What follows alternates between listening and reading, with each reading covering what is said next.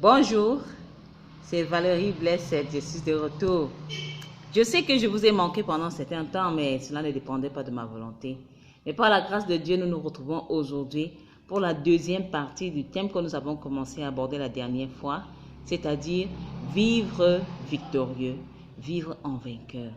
La première chose que nous devons nous rappeler, c'est que le combat que nous menons est spirituel. Ce n'est pas un combat charnel.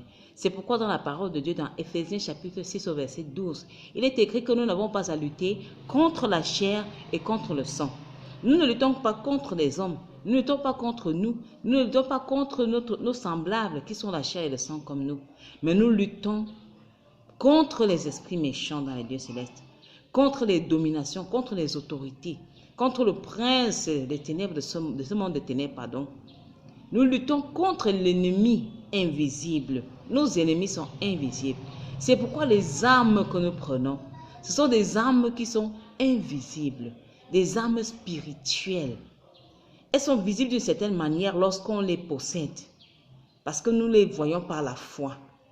Mais nous n'avons pas des armes physiques que nous allons forger pour aller combattre, parce que le combat est hautement spirituel. Nous luttons donc contre l'ennemi, qui est le diable, avec toute son armée, qui se ligue sans cesse contre nous. Et la parole de Dieu nous dit, pour que nous ayons la victoire, nous devons demeurer fermes. Demeurer ferme, ça veut dire que quel que soit ce qui arrive, nous ne devons pas bouger de notre position. Quelle que soit l'opposition, quelle que soit la grandeur, la gravité, je ne sais pas, le nombre de nos adversaires, la puissance des adversaires, quelle que soit la gravité de la situation, quelle que soit la force de l'ennemi, nous devons continuer d'avancer. Si on n'a pas la possibilité de faire un pas de crainte de tomber, on reste fixe au même endroit en refusant de reculer, refusant de faire un pas en arrière. Il vaut mieux même tomber à genoux sur place, rester accroché au sol, plutôt que de reculer. C'est ça, tenir ferme. Ça dit quoi qu'il arrive, je ne bouge pas de ma position. Et dès que c'est possible, je fais un pas vers l'avant et je refuse de retourner en arrière. Plutôt que de retourner en arrière, autant je tombe à genoux, je m'accroche ou je me couche même à même le sol. Oui. Et puis quand la tempête est passée, je me relève pour avancer. Voici le Seigneur nous dit d'avoir la vérité pour ceinture. La vérité doit être au fond de notre, non seulement au fond du cœur, parce que le Seigneur dit qu'il veut que la vérité soit au fond du cœur, mais au fond des reins, parce que la ceinture la soutient les reins. Les reins, c'est le filtre de l'organisme. On peut avoir la vérité dans le cœur, mais pas les reins. Ça veut dire qu'il faut que ce soit profondément enfoui en nous. Que lorsque le Seigneur va sonder nos cœurs et qu'il va venir sonder les reins, ça veut dire les profondeurs de notre être, qu'il trouve la vérité là-bas. Que cette vérité-là réside en nous jusqu'au tréfonds de notre être pour qu'aucune fausseté ne vienne. Puisque lorsque le mensonge s'infiltre, l'ennemi nous dompte déjà. Puisque le mensonge appartient au diable. Le diable est menteur, il est le père du mensonge. Et quiconque se livre au mensonge devient esclave du diable. Et il ne peut pas triompher en cas de combat contre l'ennemi, puisqu'il détient des choses qui appartiennent à l'ennemi. Alors l'ennemi a autorité, l'ennemi peut lui réclamer des choses.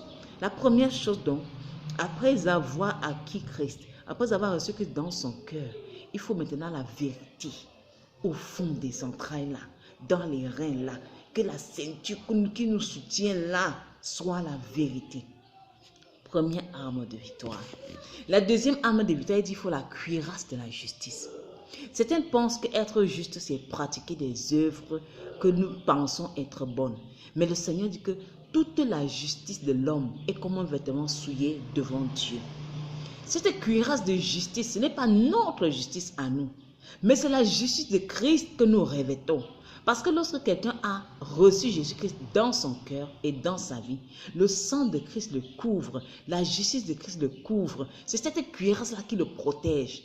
Parce qu'aucun homme ne pourrait pratiquer une œuvre juste qui soit sa cuirasse, qui puisse le protéger, qui puisse le couvrir, qui puisse lui accorder les faveurs et la protection divine. Non, c'est la justice de Christ que nous avons reçue par la foi après notre nouvelle naissance, qui demeure sur nous et que nous devons garder par la foi, sachant que la justice de Christ est sur moi. Cette cuirasse-là, nous devons la porter sans cesse.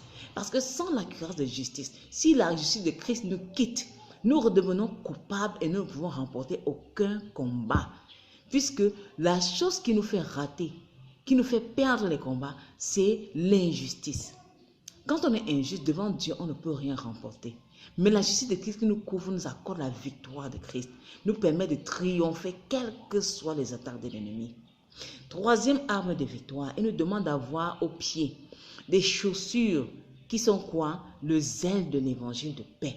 Qu'est-ce qui motive nos déplacements? Parce qu'une fois qu'on est enfant de Dieu, une fois qu'on a cru, on ne doit plus déplacer nos pieds pour n'importe où, faire n'importe quoi. Qu'est-ce qui motive notre déplacement? Lorsque nous nous déplaçons, nous devons avoir sous nos pieds là le zèle, le feu de